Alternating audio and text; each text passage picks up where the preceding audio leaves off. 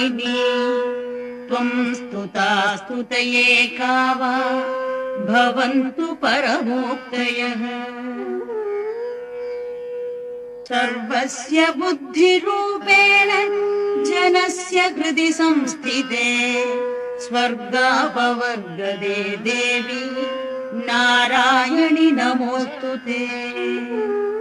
कलाकाष्ठादिरूपेण परिणामप्रदायिनी विश्वस्योपरदौ शक्ते नारायणि नमोऽस्तुते। सर्वमङ्गलमाङ्गल्ये शिवे सर्वार्थसाधिके शरण्ये त्र्यम्बके गौरि नारायणि नमोऽस्तुते।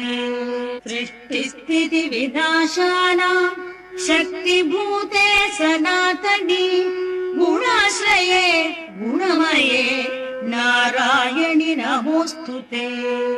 शरणागत दीनार्थ परित्राण परायणे सर्वस्यार्तिहरे देवि नारायणि नमोऽस्तुते।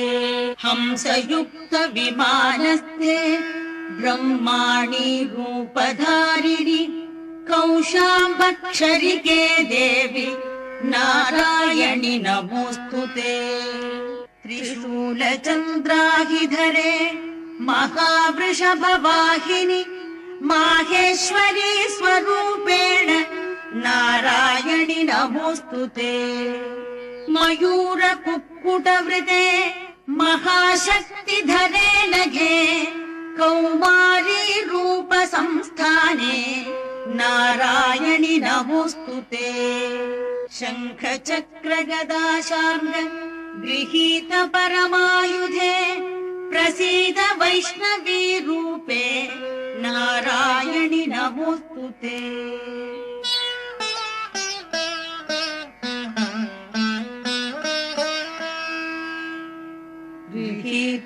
गृहीतोग्रमहाचक्रे दंष्ट्रोद्धृतवसुन्धरे वराहरूपिणि शिवे नारायणि नमोऽस्तुते। नृसिंहरूपेणोग्रेण हन्तुं दैत्यान् कृतोद्यमे त्रैलोक्यत्राणसहिते नारायणि नमोऽस्तुते। किरीटिनि महावज्रे सहस्रनयनोज्ज्वले वृत्रप्राणहरे चैन्द्रि नारायणि नमोऽस्तुते। शिवदूती स्वरूपेण हत दैत्य महाबले घोररूपे महारावे नारायणि नमोऽस्तुते। दंष्ट्राकरालवदने शिरोमाला विभूषणे चामुण्डे मुण्डमथने नारायणि नमोऽस्तुते। लक्ष्मीलज्जे महाविद्ये श्रद्धे पुष्टिस्वधे ध्रुवे महारात्रि महामाये नारायणि नमोऽस्तुते।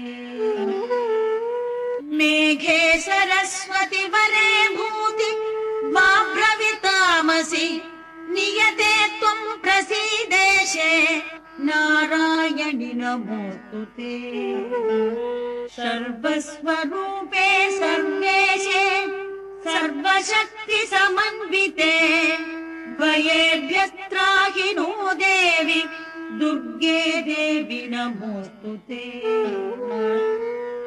एतत्ते वदनं सौम्यं लोचनत्रयभूषितम् पातु नः सर्वभूतेभ्यः कात्यायनि नमोऽस्तुते।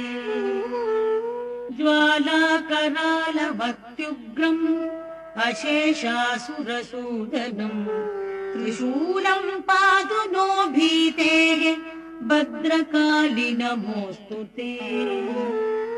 हिनस्ति दैत्य तेजांसि स्वनेनापूर्यया जगत् सा घण्टा पातु नो देवि पापेभ्यो नः सुतानि असुरासृग्वसापङ्क चर्चितस्ते करोज्ज्वलः शुभाय खड्गो भवतु चण्डिके त्वां नता वयम्